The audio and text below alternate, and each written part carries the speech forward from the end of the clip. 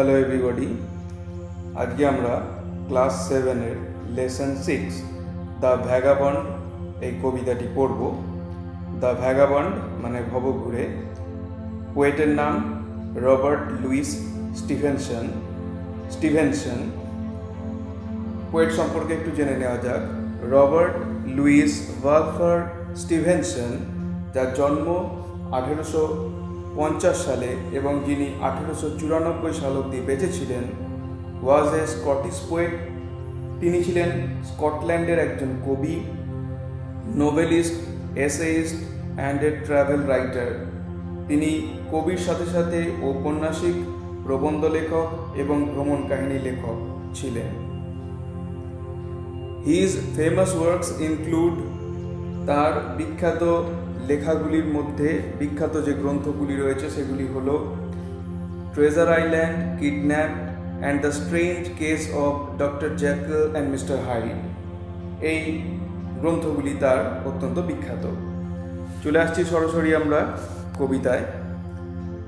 Give to me the life I love, আমাকে সেই জীবন দাও যে জীবন আমি ভালোবাসি। Let the lave go by me, lave এখানে মিনিং হচ্ছে জলস্রোত বা নদী। আমার পাশে পাশে যেন জলস্রোত বয়ে যায়। Give the jolly heaven above, মাথার ওপরে যেন আনন্দমুখর স্বর্গ থাকে। And the byway nigh me, nigh কথাটার মানে হচ্ছে নিয়ার, বাই ওয়ে অর্থাৎ ঘুরপথ যেন আমার কাছাকাছিই থাকে। Bed in the bush with stars to see, বিছানা যেন হয় আমার ঝোপঝাড়। উইথ স্টার্স টু সি অর্থাৎ মাথার উপর কোনো আচ্ছাদন নাই থাকতে পারে, যাতে করে আমি সরাসরি আকাশের তারাগুলোকে দেখতে পাই। Bread I dip in the river, there's the life for a man like me, there's the life for ever. আমার রুটি আমি নদীর জলে ডোবাই, হয়তো যদি শুকনো রুটি খেতে অসুবিধা হয় তাকে নরম করে নেওয়ার জন্যে সেটাকে আমি নদীর জলে ডোবাই। There's the life for a man like me, সেখানেই আমার মতো মানুষ যারা তাদের জীবন রয়েছে। There's the life for ever, এবং সেখানেই রয়েছে জীবন সদাই। Let the blow fall soon or late, আঘাত যদি আসার হয় তাহলে সে তাড়াতাড়ি আসুক বা দেরি করেই আসুক। Let what will be over me, যা খুশি হোক আমার উপরে, আমি ভয় পাই না। Give the face of earth around and the road before me, আমি যেন আমার চারপাশে পৃথিবীর মুখকে যেন দেখতে পাই এবং আমার সামনে যেন রাস্তা পাই, অর্থাৎ আমি যেন প্রাকৃতিক দৃশ্য দেখতে পাই এবং আমার চলা যেন শেষ না হয়।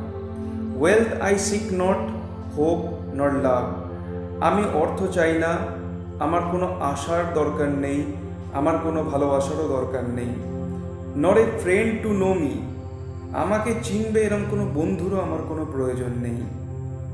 All I sick the heaven above and the road below me, শুধুমাত্র সেই জিনিসটাই আমি চাই, সেটা হলো মাথার ওপর আকাশ বা স্বর্গ এবং আমার সামনে চলার পথ।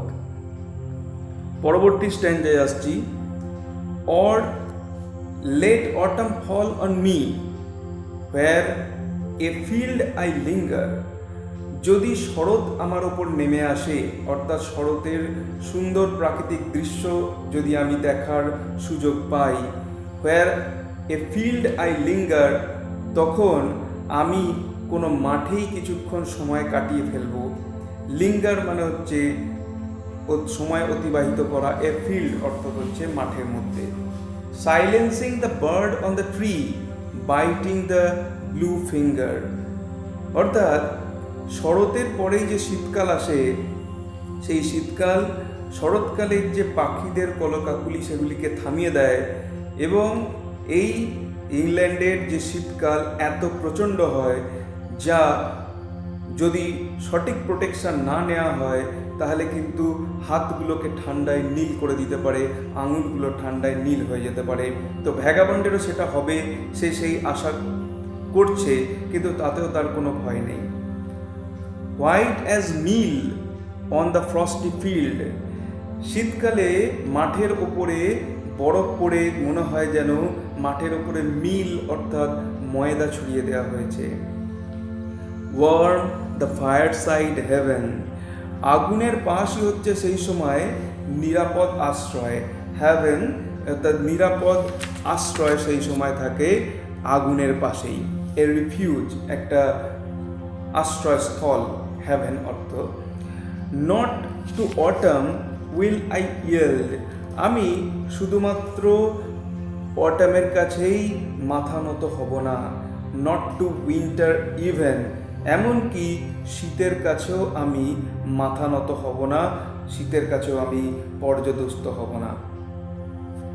Late the blow fall soon or late, যে আঘাত যদি আসার হয় সেটা তাড়াতাড়ি আসুক বা দেরি করে আসুক, আমার কিছু যায় আসে না। Let what will be over me, আমার ওপর যাই হোক আমার কোনো কিছুতে কিছু যায় আসে না। Give the face of earth around, শুধু আমি চাই পৃথিবীর মুখকে যেন আমি দেখতে পাই। And the road before me, এবং আমার সামনের পথ যেন সব সময় খোলা থাকে। Wealth I ask not, hope not love, আমি সম্পদ চাই না, কোনো আশাব্যঞ্জক কিছু আমার দরকার নেই, ভালোবাসারও কোনো প্রয়োজন নেই। Not a friend to know me, কোনো বন্ধু আমাকে চিনুক সেটাও আমি চাই না। All I ask the heaven above, শুধুমাত্র আমি চাই মাথার উপরে আকাশ থাক। And the road below me, এবং পায়ের নিচে যেন রাস্তা থাক, আমার চলা যেন কোনো সময় স্তব্ধ না হয়। এই ছিল আমাদের কবিতা টেক্সট। এরপর চলে আসছি আমরা অ্যাক্টিভিটিগুলোতে। Activity 1, choose the correct answer from the given alternatives, নিচের অপশানগুলোর থেকে সঠিক উত্তরকে বেছে নিতে হবে। এর question, the vagabond wishes to have his bed, vagabond কোথায় চায়, তার বিছানাটি কোথায় হবে? সঠিক উত্তর হচ্ছে option 2, in the bush. B এর question, the vagabond prays for a life, vagabond কি ধরনের জীবন চায়?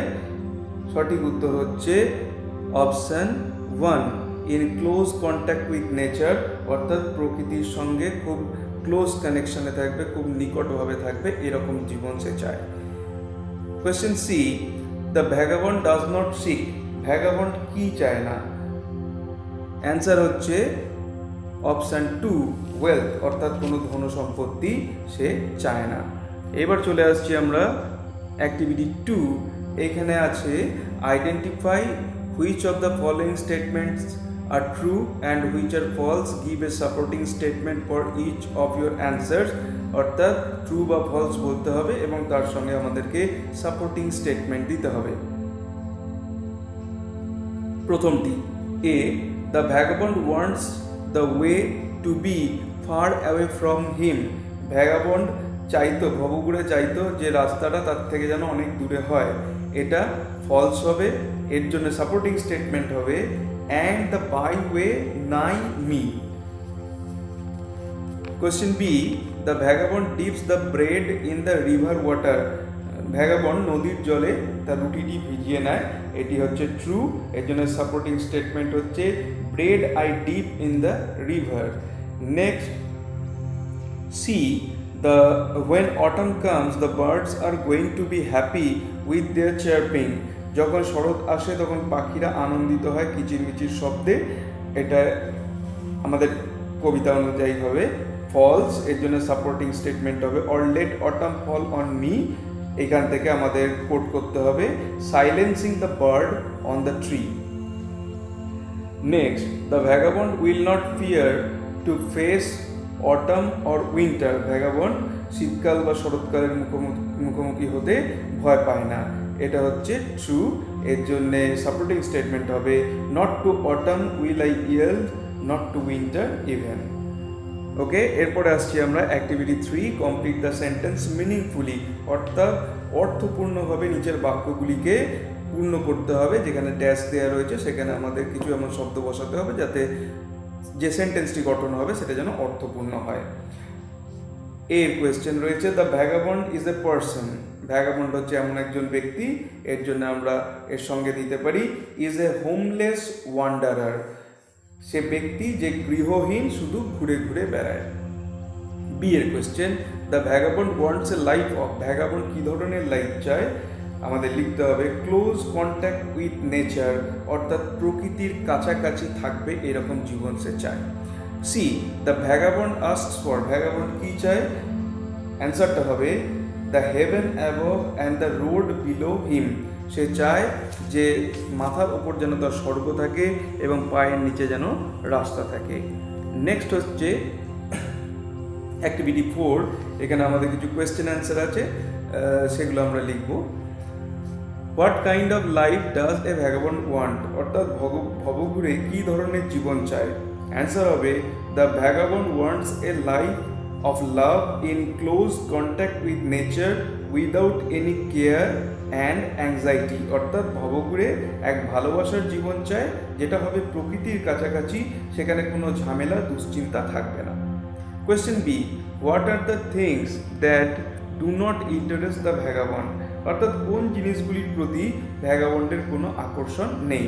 অ্যান্সার হবে wealth, hope or love, a friend to know him are the things that do not interest the vagabond, অর্থাৎ সম্পদ, ভালোবাসা, আশা, তাকে চিনবে এরকম কোনো বন্ধু, এই কোনো জিনিসটার প্রতি ভবঘুরের কোনো ইন্টারেস্ট ছিল না। Next, what would the vagabond do when winter falls, যখন শীতকাল আসবে তখন ভবঘুরে কী করবে? Answer, when winter falls the vagabond will linger his stay in the field, অর্থাৎ যখন শীতকাল আসবে ভবঘুরে মাঠের মাঝে তার উপস্থিতি দীর্ঘায়িত করবে। Next, how does the poet describe a field in autumn, অর্থাৎ কবি শীতকালের মাঠকে কিভাবে বর্ণনা করবেন? অ্যান্সার হচ্ছে according to the poet a frosty field in autumn is as white as meal, অর্থাৎ কবির মত অনুসারে শরৎকালের মাঠ, তুষারাবৃত মাঠ হচ্ছে ময়দার মতোই সাদা। Next, why does the poet repeat the second stanza once again, কবি দ্বিতীয় সেকেন্ড স্ট্যাঞ্জাটিকে রিপিট করেছেন কেন শেষকালে এসে? অ্যান্সার হবে the poet repeats the second stanza to say boldly that to be a lover of nature he is ready to face all the adversities, অর্থাৎ দ্বিতীয় যে স্ট্যাঞ্জাটা সেটা কবি রিপিট করেছেন, তিনি অত্যন্ত দৃঢ়ভাবে এটা বোঝাতে চেয়েছেন যে একজন প্রকৃতিকে ভালোবাসেন এরকম একজন ব্যক্তি হওয়ার জন্যে তিনি যে কোনো ধরনের সমস্যার সম্মুখীন হওয়ার জন্যে মানসিকভাবে প্রস্তুত। Next question, what message does the poet want to give through the poem, এই কবিতার মাধ্যমে কবি কী বার্তা দিতে চেয়েছেন? অ্যান্সার হচ্ছে here the poet's message is that without the active presence of nature human life is fruitless, অর্থাৎ প্রকৃতির সক্রিয় উপস্থিতি ছাড়া মানুষের জীবন অর্থহীন। এর পরবর্তী অংশে যেটা আছে অ্যাক্টিভিটি 5, এখানে আছে কলাম এ এর সঙ্গে কলাম বি কে ম্যাচ করতে হবে। ফার্স্ট কলাম এ এর সঙ্গে যেগুলো কলাম বি ম্যাচ হবে সেগুলো আমি সরাসরি বলে যাব। কলাম এ ফার্স্ট ওয়ার্ড হচ্ছে লাভ, অর্থাৎ ভালোবাসা, এটার সঙ্গে কলাম বি এর 3 নম্বর যে সেন্টেন্সটি রয়েছে a feeling of care and understanding, এইটার ম্যাচ হবে। 2 নম্বর যে ওয়ার্ড রয়েছে হেভেন, অর্থাৎ স্বর্গ, এর সঙ্গে ম্যাচ হবে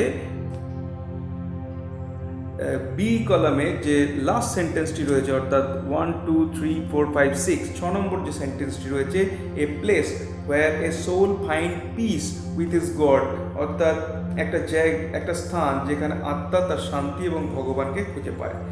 নেক্সট হচ্ছে নাই অর্থাৎ হচ্ছে নিয়ার, এইটা সঙ্গে বি কলামের সেকেন্ড যে সেন্টেন্সটা রয়েছে, বি কলামে যে সেকেন্ড লাইনটা রয়েছে দ্যাট হুইচ ইজ নিয়ার, এইটা ম্যাচ হবে। নেক্সট হচ্ছে লেভ, এই ওয়ার্ডটির সঙ্গে বি কলামের যে ফার্স্ট যে ওয়ার্ডটা রয়েছে, ফার্স্ট যে লাইনটা রয়েছে, অর্থাৎ এ স্ট্রিম অর এ রিভিউলেট, অর্থাৎ একটা ছোট নদী বা ঝর্ণা, এইটা ম্যাচ হবে। নেক্সট আসছি ফ্রস্টি, ফ্রস্টির সঙ্গে ম্যাচ হবে বি কলমের 5 নম্বর যে লাইনটি রয়েছে, কভার্ড উইথ থিন আইস, অর্থাৎ পাতলা বরফে ঢাকা, এটার ম্যাচ হবে। এবং লাস্ট যে ওয়ার্ডটা সেটা হচ্ছে ফ্রেন্ড, এই ফ্রেন্ডের সঙ্গে ম্যাচ হবে a person who stands by at all time, অর্থাৎ একজন ব্যক্তি যে সবসময় পাশে থাকে। নেক্সট আসছে আমরা activity 6, fill in the blanks with the antonyms. Antonyms কথাটির অর্থ হচ্ছে বিপরীতার্থক শব্দ of the words given in the brackets, অর্থাৎ ব্র্যাকেটে যে শব্দগুলি দেওয়া রয়েছে তার অপোজিট ওয়ার্ড দিয়ে আমাদেরকে শূন্যস্থানগুলো পূরণ করতে হবে। প্রথমটা দেয়ার ইজ এ ওয়ার্ম আছে, এর অপোজিট হবে cold, cold breeze blowing from the sea. বিয়ের question, the coat is white আছে, অর্থাৎ এর অপোজিট হচ্ছে black, the coat is black in colour. C, after spring comes winter, উইন্টারের অপোজিট হবে summer, after spring comes summer. Next, from the mountain top I could see the river flowing above আছে, এটাকে আমাদের করে দিতে হবে below, অর্থাৎ flowing below. Next, I do not want to B early for the meeting, early এর opposite হয়ে যাবে লেট, সুতরাং লিখতে হবে I do not want to be late for the meeting. Next আসছে আমাদের এক্সারসাইজ অ্যাক্টিভিটি 7-এ, এইখানে বলা হয়েছে make as many new words as you can from the poem by adding suffixes. Suffixes অর্থাৎ যে ওয়ার্ড, যে কোনো ওয়ার্ডের শেষ অংশের সঙ্গে কোনো শব্দের খণ্ডাংশ যোগ করে যদি আমরা তার পার্টস অফ স্পিচ চেঞ্জ করতে পারি তাহলে সেটিকে বলা হয় সাফিক্স। তো সেই সাফিক্স অ্যাড করে নতুন ওয়ার্ড তৈরি করার কথা বলা হয়েছে। তো আমরা টেক্সট থেকে যেগুলো খুঁজে পাবো সেরকম ধরনের কিছু ওয়ার্ড আমরা লিখবো যেগুলোর শেষে ওয়াই অ্যাড হয়েছে প্রথম এর সেন্টেন্স, এর কোয়েশ্চেনটা যেটা বলছে। তো আমরা লিখতে পারি ওয়েলদি দেয়া রয়েছে, বুশি হতে পারে, স্টাডি হতে পারে। 2 রয়েছে লেস, লেস দিয়ে আমরা বলতে পারি লাইফলেস, হোপলেস। সি এ রয়েছে ফুল, এটা আমরা বলতে পারি হোপফুল। ডি রয়েছে এলওয়াই, এটা দিয়ে বলা যেতে পারে lovely, likely, lately, friendly, heavenly. ইতে রয়েছে টিএইচ, অর্থাৎ এটা দিয়ে বলা যেতে পারে ওয়ার্মথ। নেক্সট রয়েছে সাইড, অর্থাৎ রিভার সাইড, রোড সাইড, এই ধরনের ওয়ার্ড বলা যেতে পারে। নেক্সট রয়েছে ইআর, ইয়ার দিয়ে আমরা বলতে পারি ব্লোয়ার, সুনার, ওয়ার্মার। এবং লাস্ট রয়েছে অনলি আর, এটার ক্ষেত্রে আমরা ল্যাটার, লাভার, এই ধরনের ওয়ার্ডগুলোর কথা বলতে পারি। নেক্সট আসছে আমরা 8A, এইখানে বলা হয়েছে find participle adjective from the given sentences. এখানে মনে রাখতে হবে পার্টিসিপল অর্থ হচ্ছে অ্যাডজেক্টিভ এবং ভার্বের কম্বিনেশন। ওয়ার্ডগুলো দেখতে অনেকটা ভার্বের মতনই হয়, যাদের সঙ্গে আইএনজি বা ইডি, ইএন এই ধরনের খণ্ডাংশগুলো শেষকালে অ্যাড থাকে। এইগুলোকে আমরা অনেক সময় ভার্ব ভেবে ভুল করি, কিন্তু খেয়াল রাখতে হবে এই পার্টিসিপলগুলোর পরে, পার্টিসিপল অ্যাডজেক্টিভগুলোর পরে যদি কোনো নাউন আমরা দেখতে পাই তাহলে কিন্তু অবশ্যই সেগুলো অ্যাডজেক্টিভ, কারণ অ্যাডজেক্টিভের পরে অবশ্যই একটা নাউন আসে। যেমন হচ্ছে he is a good boy, good হচ্ছে অ্যাডজেক্টিভ এবং সেটি বয়টা কেমন, তার কন্ডিশনটা কি সেটা বোঝাতে সাহায্য করে। সিমিলারলি এইখানে যে ধরনের অ্যাডজেক্টিভগুলো আমরা দেখব এগুলোর পরে একটা নাউন আসবে এবং সেই নাউনটাকে এই অ্যাডজেক্টিভটি বিবৃত করবে, তার স্ট্যাটাসটাকে বলবে। সুতরাং আমরা কখনোই এটাকে ভার্বের সাথে গুলিয়ে ফেলবো না। তা আমরা মার্ক করব he got down from a running bus, এখানে পার্টিসিপল অ্যাডজেক্টিভটি হচ্ছে রানিং। বি যে সেন্টেন্সটা আছে সেখানে রয়েছে the loaded truck hit the tree, এখানে পার্টিসিপল অ্যাডজেক্টিভ হচ্ছে লোডেড, কারণ এরপরে নাউন আছে truck. Next, I met a charming woman today, এখানে পার্টিসিপল অ্যাডজেক্টিভ হচ্ছে চার্মিং, কারণ এটি ওম্যানকে মডিফাই করছে বা তার সম্পর্কে তার স্ট্যাটাসটিকে বলছে। Next, don't it rotten mangoes, এখানে পার্টিসিপল অ্যাডজেক্টিভ হচ্ছে রটেন, কারণ এটা ম্যাঙ্গোকে বোঝাচ্ছে। নেক্সট হচ্ছে cricket is an exciting game, exciting হচ্ছে এখানে পার্টিসিপল অ্যাডজেক্টিভ, কারণ এটা গেমটাকে আমাদের সামনে কীরকম গেম সেটা বোঝাতে সাহায্য করছে। নেক্সট আসছি আমরা 8B, এরকম ধরনের আরও কিছু নতুন সেন্টেন্স লিখতে বলেছে যেগুলো পার্টিসিপল অ্যাডজেক্টিভ আমরা আগে পেয়েছি, তাই দিয়ে কয়েকটা সেন্টেন্স আমরা বলে দিচ্ছি। রানিং, রানিং দিয়ে সেন্টেন্স হবে he boarded on a running train. 2 number participle adjective ছিল লোডেড, নতুন সেন্টেন্স করা যেতে পারে there is a there is a fully loaded van. Next হয়েছে চার্মিং, চার্মিং দিয়ে নতুন সেন্টেন্স করা যেতে পারে, the charming picture drew my attention. Next হচ্ছে রটেন, রটেন দিয়ে করা যেতে পারে sentence throw away the rotten potatoes. এবং লাস্ট হচ্ছে এক্সাইটিং, এক্সাইটিং দিয়ে করা যেতে পারে today I have got an exciting experience, যে আজকে আমার একটা দারুণ উত্তেজক অভিজ্ঞতা হয়েছে। নেক্সট আসছি পাংচুয়েশন মার্কসের জায়গায়, অর্থাৎ হচ্ছে এখানে জ্যোতি চিহ্ন অর্থাৎ comma, full stop, question mark, note of exclamation, quotation চিহ্ন, এই ধরনের কিছু কিছু জিনিসগুলো মিসিং আছে, কোথাও ক্যাপিটাল দেওয়া হয়নি, এ ধরনের কিছু আছে। তো আমরা এইগুলো এইখানে যতটা পারবো করবার চেষ্টা করছি। প্রথম যে অংশটা আছে এইটা হবে ডাইরেক্ট স্পিচে থাকার জন্য প্রথমে কোটেশন দিয়ে শুরু হবে। Quotation do you know question mark, quotation শেষ। তারপরে ওয়াটসন সেড হোমস, এরপরে আসবে একটা comma, as we sat together at the end of the garden, full stop. Next আবার কোটেশন দিয়ে শুরু, in the darkness comma I have really some hesitation in taking you tonight, full stop. There is a risk of danger, full stop. Next চলে আসছি, আবার quotation দিয়ে শুরু করতে হবে, you know, comma, I welcome it, full stop. তারপরে B capital হবে, but you have evidently seen more in these rooms than was visible to me, full stop, quotation শেষ। নেক্সট আবার কোটেশন দিয়ে হবে, you saw the ventilator, question mark, quotation শেষ। Next আবার quotation দিয়ে yes comma but I do not think that it is such a very dangerous or unusual thing to have a small opening between two rooms, full stop হবে, দিয়ে I capital দিয়ে শুরু করা হবে, it was so small that a rat could hardly pass through, full stop, quotation শেষ।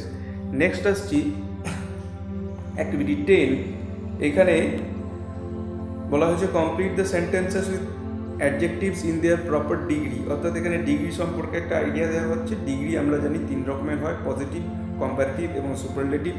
Positive হচ্ছে কোনো একজনের নিজের সঙ্গে যদি তুলনা হয় তাহলে সেটা হচ্ছে পজিটিভ ডিগ্রির উদাহরণ, যেমন রাম ইজ এ টল বয়, এখানে টল অ্যাডজেক্টিভ এবং এখানে রাম নিজের সঙ্গে তুলনার কথা বলছে, এটা হচ্ছে পজিটিভ ডিগ্রির উদাহরণ। নেক্সট হচ্ছে কম্পারেটিভ, রাম ইজ টলার দেন শ্যাম, অর্থাৎ এখানে রাম এবং শ্যাম দুজনের মধ্যে কম্প্যারিজনের কথা হচ্ছে, এই ক্ষেত্রে অ্যাডজেক্টিভের পরে একটা ইআর যুক্ত হয়। এবং যদি অনেকের সঙ্গে তুলনা হয় তাকে আমরা বলি superlative degree, Ram is the tallest boy in the class, অর্থাৎ ক্লাসে যত ছেলে আছে তার মধ্যে রাম সব থেকে লম্বা, এই সবার সঙ্গে তুলনা বোঝাতে সুপারলেটিভ ডিগ্রি ব্যবহার করা হয় এবং এখানে অ্যাডজেক্টিভটার শেষে একটা ইএসটি যোগ হয়। প্রথম বাক্যটায় আসছি আমরা, Ram is dash than Shyam, এখনই বললাম রাম ইজ এখানে হয়ে যাবে older than Shyam. Mount Everest is the dash, high দেওয়া আছে, এটা হয়ে যাবে হাইয়েস্ট, মানে পৃথিবীর সমস্ত পর্বত শৃঙ্গের মধ্যে মাউন্ট এভারেস্ট সব থেকে উঁচু। A mango is as dash, এখানে সুইট, সুইটই থাকবে, এটা হচ্ছে to taste as an apple, এখানে ম্যাঙ্গো অ্যাপেলের তুলনায় একই রকম, বেশিও না কমই নয়, কমও নয়, সমান সমান বোঝানোর ক্ষেত্রেও কিন্তু পজিটিভ ডিগ্রি ব্যবহার করা হয়, সুতরাং এখানে সুইট হবে। Darjeeling is dash than Siliguri, এখানে হবে cooler. Kolkata is the dash city, অর্থাৎ লার্জ দেওয়া আছে, তা বলা আছে, সেই জন্য এটা হবে largest city in West Bengal. Sita is dash than Reshma, Sita is taller than Reshma. এখানে একটা জিনিস লক্ষ্য করতে হবে, যে যে জায়গাগুলো আমাদের সুপারলেটিভ ডিগ্রি হচ্ছে সেইখানে অবশ্যই অ্যাডজেক্টিভের আগে একটা ডেফিনাইট আর্টিকেল দা আসছে, এবং যে যেগুলোয় আমাদের কম্পারেটিভ ডিগ্রি হচ্ছে সেগুলোতে অবশ্যই ওই কম্পারেটিভ ডিগ্রিটার অ্যাডজেক্টিভটার পরে একটা দেন কথা আসছে, এই জিনিসটাকে একটু মাথায় রাখা দরকার। নেক্সট হচ্ছে 11, এখানে বলা হচ্ছে fill in the blanks with the plural noun given in the help box. There are some extra word, কিছু কিছু আমাদের প্লুরাল নাউন দেওয়া রয়েছে, এগুলো দিয়ে আমাদের নিচে শূন্যস্থানগুলো পূরণ করতে হবে। A, you have won the match, এরপরে আমরা দিতে পারি congratulations. Next, the police headquarters were not far away. C, he did not have the means but he had the capacity to build an empire. Next, the test series was so exciting that all were glued to the television. এবং last হচ্ছে he held the burning coal with the help of tongs, অর্থাৎ হচ্ছে সাঁড়াশি মাধ্যমে সে ধরেছিল আর কি। এরপরে যে অংশটা রয়েছে সেটা হচ্ছে একটা শর্ট প্যারাগ্রাফের কথা বলা হয়েছে, একটা শর্ট প্যারাগ্রাফ আমরা লিখবো। এর পরের অংশে with your experience enjoying A picnic কীভাবে এনজয় করেছো, নিচে যে পয়েন্টগুলো দেওয়া রয়েছে এই পয়েন্টগুলো যেন লেখার মধ্যে অবশ্যই থাকে, সেই জিনিসগুলো অবশ্যই আমরা দেখাবো। Place of the picnic, time, season of the picnic, your companions, অর্থাৎ কোন জায়গায় হয়েছে, কোন সময়, কোন ঋতুতে হয়েছিল, তোমার সঙ্গী কারা ছিল, কী কী গেমস, ইভেন্ট, অ্যাক্টিভিটিস ওই পিকনিকে হয়েছিল, and your feelings after the picnic, এবং পিকনিকের পরে তোমার ফিলিংস কেমন হয়েছিল, এই বিষয়ে আমরা এরপরে ডিসকাস করছি। এবার দেখো অ্যাক্টিভিটি 12, এখানে যে প্যারাগ্রাফটা লিখতে বলা হয়েছে আমরা প্যারাগ্রাফের সঙ্গে সঙ্গে পয়েন্টগুলোকেও মেনশন করে করে যাব। স্টার্টিং হচ্ছে, last year some of my friends' family members and our family went to Sonarpur for a picnic. গত বছরে আমার কজন বন্ধুর পরিবার এবং আমার পরিবার মিলে আমরা বনভোজন করতে গেছিলাম সোনারপুরে। এখানে একদম বলে দেওয়া হলো place of the picnic. Next, the garden house owned by Sunil's father was our picnic spot. এখানে একদম স্পটটাও বলে দেওয়া হলো যে বাগান বাড়ি যেটা হচ্ছে সুনীলের বাবার, সেইটাই ছিল আমাদের picnic spot. Next, most of us never had been to a village before, অর্থাৎ এর আগে আমরা কখনোই, বেশিরভাগ জনই কখনো কোনো গ্রামে যাইনি। So we all were very excited, তাই আমরা প্রত্যেকেই খুব উত্তেজিত ছিলাম। A luxury bus was hired for the journey, আমাদের জার্নির জন্যে একটা লাক্সারি বাস ভাড়া করা হয়েছিল। We were playing Antakshari in the bus on our way to Sonarpur, Sonarpur যাওয়ার পথে আমরা বাসেতে অন্তাক্ষরী খেলেছিলাম। এখানে কিন্তু যে গেমস আমাদের ছিল সেটার কথা একটু বলা হলো। ইট ওয়াজ অলমোস্ট 11 o'clock, টাইমের কথা বলা হচ্ছে প্রায় 11টা নাগাদ। When we reach the spot, যখন আমরা সেই জায়গাটায় গিয়ে পৌঁছালাম তখন প্রায় 11টা বাজে।